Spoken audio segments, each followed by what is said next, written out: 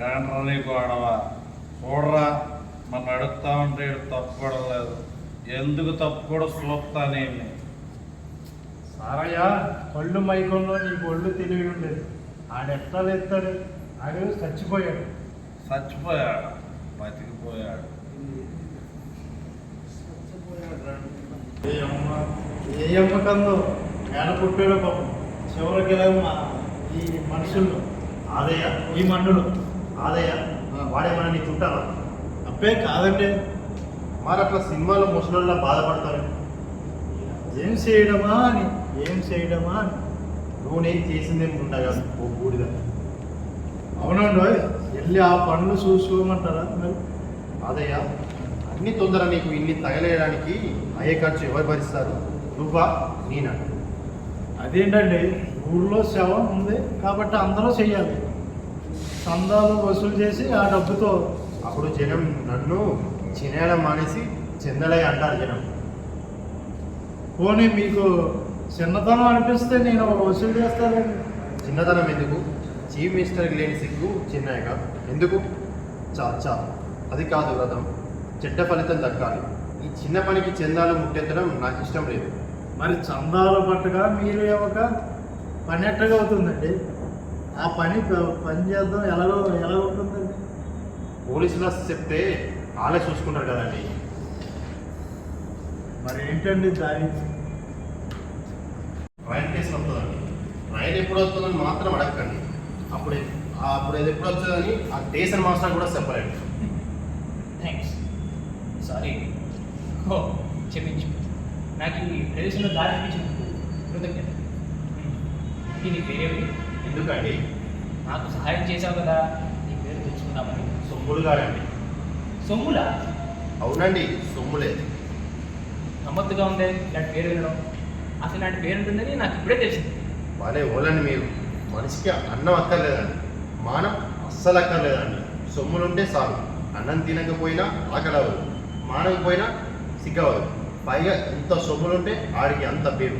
సొమ్ములుంటేనే అంత పేరు వస్తుందంటే అసలు పేరే సొమ్ములైతే ఇంకెంత పేరు వస్తుందని మా అయ్య సోముల్ని కాస్త సొమ్ములు చేశాడండి. మీ నాన్నకి డబ్బంటే అంత పిచ్చా? డబ్బంటే ఎవరికి లేదనిపించి అట్టంటాడు. ఎవడైనా ఉంటే ఆడిగనిపించి. సరే కానీ నేను విషయం అడుగుతాను, చెప్పండి. భూమి సూర్యుడు చుట్టూ ఎందుకు తిరుగుతుంది? దీని నువ్వే చెప్పు. సూర్యుడు కొత్త రూపాయి బిల్ల మెరిసిపోతుంటాడు కదండి, అందుకండి. ఇక భూమి మీద మనుషులం. నువ్వు చదువుకున్నావా? అదేంటండి అంత బాధ మాట్లాడేశారు? మీకు అంత కోపం వచ్చుంటే చెప్పించి కొట్టాల్సింది. అదేంటండి తిట్టేశారు? నేను చెప్పినంటూ అబద్ధమే ఉంది అని చెప్పావని అడిగాను. నిజం చెప్పడానికి చదివింది కదండి. పువ్వుని చేసినోని రచించడానికి అబద్ధం ఆడాలి అంటే చదువుకోవాలా? లేని రోగం ఉందని చెప్పి డబ్బు గుంజేయడానికి చదువుకోవాలా? వ్యాపారం పేరుతో ఎదుటోని దోసేయడానికి చదువుకోవాలా? చెప్ప చేతితో పుచ్చుకొని అడుక్కోవడానికి చదువుకోవాలా? నిజం చెప్పడానికి చదువు ఎందుకండి? సరే, అంత ఆవేశంగా మాట్లాడుతున్నాడు. హఠాత్తుగా ఉప్పులు లేకుండా నిలబడిపోయాడు. నే సొమ్ములు ఏమైంది?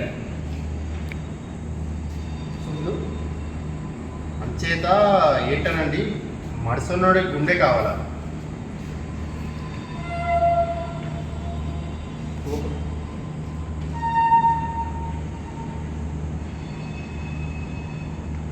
సొమ్ములు పని ఏమైనా ఉందా? రా సొమ్ములు, నాతో ఒక దూరం ఉండు. కానీ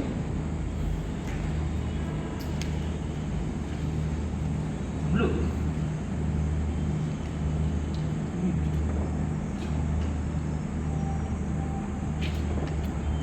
గుండె అందరికీ ఉంటుందండి, అయినా ఏం లాభం అండి? అది డబ్ డబ్ అని కొట్టుకుని ఉంటుందండి.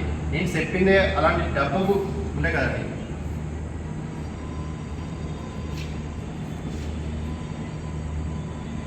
దాన్ని అట్టుంటేనండి మళ్ళీ వెళ్ళింది. చిత్రంగా ఉంది. నేను ఒక విషయం గమనించాను. నేను ఇటువైపు వస్తే నువ్వు మాట్లాడడం మానేస్తున్నావు, మళ్ళీ అటువైపు వస్తే నువ్వు మాట్లాడుతున్నావు. విక్రమార్క సింహాసనం లాంటిది ఏమైనా ఉందా ఇక్కడ? నేను మీ కళ్ళకి ఎట్ట కనిపిస్తున్నానండి? సాటి మనిషిలా. అవునండి, మనిషి అంటే 2 చేతులు 2 కాళ్ళు 2 కళ్ళు అనుకున్నారేంటండి? కాదండి బాబు, మనిషి అంటే ఒక ఇనుపెట్టి ఒక జెండా. జెండా. సరే, నేను అటువైపు ఎత్తు నువ్వు మాట్లాడుకోవడం ఉందని చెప్పు. ఆడికే వస్తున్నానండి. ఇది మా పెద్దూరికి చిన్నూరికి మధ్య హద్దు అండి. ఇందాక మీరు హద్దు దాటి చిన్నూరు జెండా మీదకి వెళ్ళిపోయారండి, అందుకని నేను మాట్లాడకూడదండి. ఒకవేళ పొరపాటున మాట్లాడుకున్నాను అనుకో, ఇది అట్లా మాట్లాడాలని మా పెద్దయ్య గారికి తెలిస్తే జెండా గుడ్డతో ఉరస్తారండి. గోబా అంటే మీ రెండు వాళ్ళు ఉన్న వాళ్ళు అసలు మాట్లాడుకోరా? అంటే మీరు 2 వాళ్ళు అసలు మాట్లాడుకోరా? ఎందుకు మాట్లాడుకోమండి? పోట్లాడేటప్పుడు మాట్లాడుకుంటామండి. నీకు చిన్నూరికి పోట్లాడడానికి విరోధమా? అబ్బే, అట్లాంటిదేం లేదండి. మా పెద్దయ్య గారికి చిన్నయ్య గారికి విరోధం అండి. అవడానికి ఇద్దరం అన్నదమ్ములే. ఒక తల్లి కడుపున పుట్టిన వాళ్ళని, ఒక చోట పెరిగిన వాళ్ళని. జెండాల మూలకంగా ఏర్పడ్డాడండి. వారితో పాటే ఊరు 2 ముక్కలైపోయిందండి. మరి మీరు స్టేషన్ దాకా వెళ్ళాల్సి వస్తే? ఆడి వెంబడ వెళ్తామండి. చుట్టూ తిరగడమే అవుతారనుకోండి. మీరు పొరుగురు మనిషి కదండి, వెళ్ళిపోవచ్చండి. చుట్టూ తిరిగి వెళ్ళాలంటే చాలా దూరం. మరి ఇంకా నేను వెళ్తానండి. పెద్దయ్య గారికి సొమ్ముగా లేకపోతే చాలా తోస్తుందండి. అది సరే. సొమ్ములు అరే, హఠాత్తుగా మాయమైపోయాడే. అప్పారావు రావాలి.